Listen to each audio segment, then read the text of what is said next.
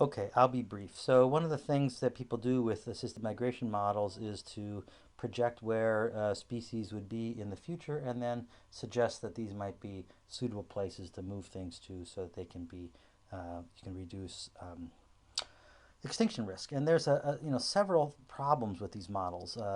There's no evolution or adaptation potential built into them. That would be very difficult to do.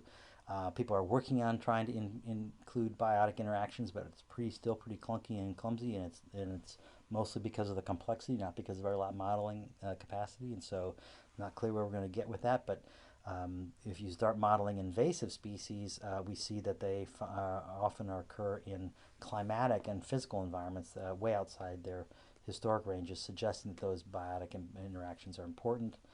We had to make sure that the models at the right spatial scale capture the relevant data, and that when climate models are relatively coarse and often don't capture the things that you're most interested in, like the coldest cold day of the winter, it's pretty difficult. Okay, so and this the idea of predicting extinction is made doubly difficult by this. An awful lot of that extinction is based on narrow endemics, and so these are the polygons in which this particular plant, Colomia diversifolia, is found. There you can see Sacramento to the right. So it's these things that have very, very narrow distributions. We model these narrow endemics by the mean climate of their locations, and we don't really account for the variation in their performance across the variation in the climate in these locations. And so if something is found in one place, the size of your house, then we presume that the mean temperatures, mean climate of the place where your house is the only thing that can tolerate. And that's probably a really bad assumption. And the way I like to think about it is shown on this graph. Whereas if you think of climate vaguely across the x-axis here, it can be anything you want, temperature, precipitation, where you have something in the middle and then a cold and hot extreme or a wet and dry extreme on the ends, and that we can think of species as having some sort of fitness curve against that climate. Well, the dashed line is like the stupidest curve that you can imagine, and it's the one that we model for those narrow endemics. It says that if something is found in one location, that's the performance curve for it at that location. And we model it that way not because we're stupid, but because we don't have we don't have the information or the data to model it any other way. When in reality, the fitness curve is likely to look like one of these other curves, and we don't know which one might look like. It might be that for some reason the species is competitively displaced and is in an area where it actually, on average, doesn't have fitness high enough to replace itself. This is that brownish line, and the dashed line is supposed to represent a break-even point in fitness.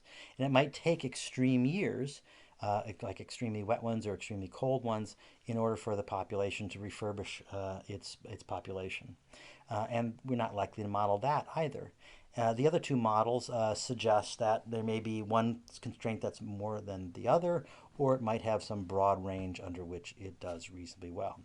But that these narrow endemics are often limited by substrate and not so much by climate, and so we have a hard time modeling them. Looking at it a different way, working with Sequoia Kings Canyon National Park, we set about trying to assess vulnerability of forests.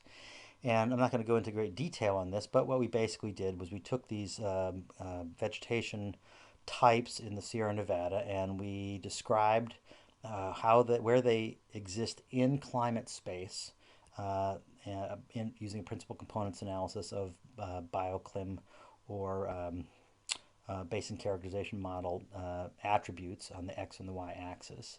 And then we just drew probability contours. And so the dark green points represent within the centroid of that distribution, and the red ones out toward the extremes.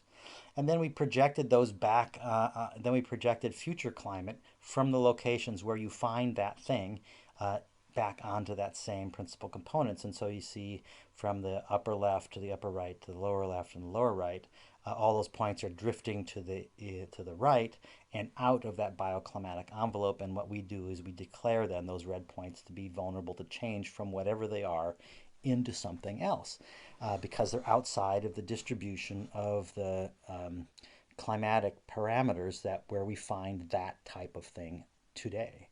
Well, obviously, sequoias present a particular problem because these groves are mostly several thousand years old and then established in a climate that isn't the climate of today. And so we really don't have very much knowledge about their particular vulnerabilities.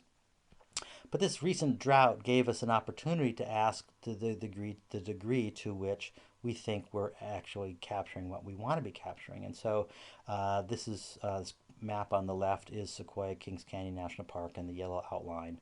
And different colors represent vulnerability of sequoia groves.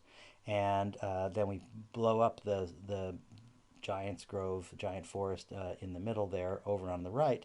And those gummy worm-like shapes are transects that were walked by Adrian Das and Nate Stevenson, and measuring the amount of needle death in trees in these groves in that forest. Well, this isn't a huge data set that we have to work with, so, but they could correlate then what we said in terms of our pixels and vulnerability with their needle death. And sure enough, positive significant relationship, go science, that our climate models predict uh, um, needle dieback.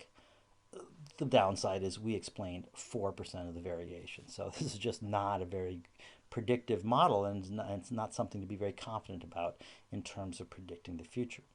And the fundamental problem with it can be described this way, that here are 4 points, Giant Grove, Visalia, Ash Mountain, Lodgepole. These are the 4 climate stations upon which the climate surface is made. One of them's in the valley, one's in a cold air drainage, and one's in an oak woodland, and one's in an actual sequoia grove. And so there's a lot about montane climate, cold air basins, and things like this that are very complex and difficult to predict, notoriously difficult to predict. And what we're really trying to do, this is borrowed ruthlessly from Nate Stevenson, by the way, is that we have these little glimpses at climate, at this painting, and we want to then get it more and more resolved, like the center and the right-hand picture, and that in order to predict what the climate of these places are going to look like. And then we're going to try and predict what the ecology is going to look like underlying that. And the problem is that because these montane climates are very difficult and notorious, we may end up more often doing this kind of prediction, where we get some generalities right and some specifics very, very wrong. Okay, so I'm just going to wind it up now, and because you're probably getting bored, I'm getting close to 40 minutes of this stuff.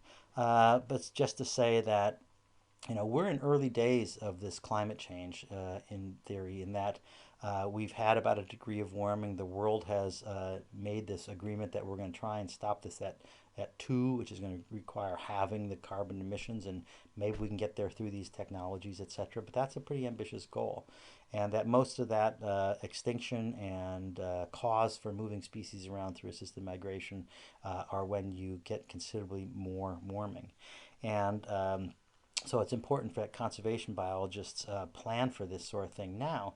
But in fact, what might be more pressing at the moment is how ecosystems are being changed. The government of British Columbia, for example, is sanctioning assisted migration for forest management of moving genotypes around.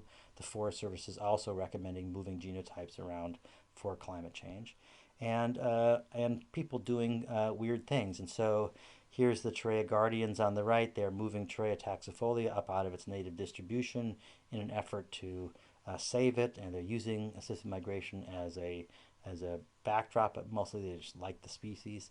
And this guy on the left is Jim Collins. I can tell a wacky story about him and his idea of physics. But I was reading a popular book called Physics on the Fringe, which featured him. At the end of the book, they relay a story about how he moves sequoias and redwoods up into the state of Washington every year. And if you squint carefully at this picture in the background, you see a bunch of trees in buckets. These are the redwoods and sequoias that he's moving up, and he's planting them in the ground. And so there are people moving these things around all the time. And the more we think about assisted migration, the more we may actually be responding to things that people are doing in an unsanctioned manner, or things that are sanctioned but basically in terms of ecosystem management than thinking about species themselves. Okay, with that, I'm going to stop, and we'll see you on Tuesday.